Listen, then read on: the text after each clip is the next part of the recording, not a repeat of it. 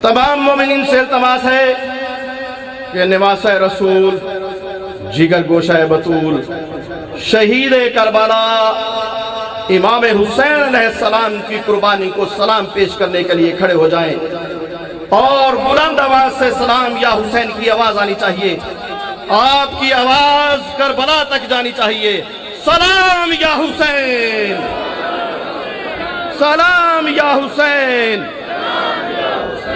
सलाम या हुसैन, सलाम या हुसैन, सलाम या हुसैन। हजारों सर हैं नमाजें जिन्हें बचाती हैं, नमाज को जो बचा ले वो सर हुसैन का है। तशरीफ रखें, तमाम मोमिनीन तशरीफ रखें।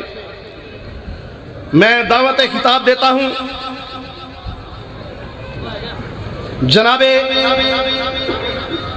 खतीब पाकिस्तान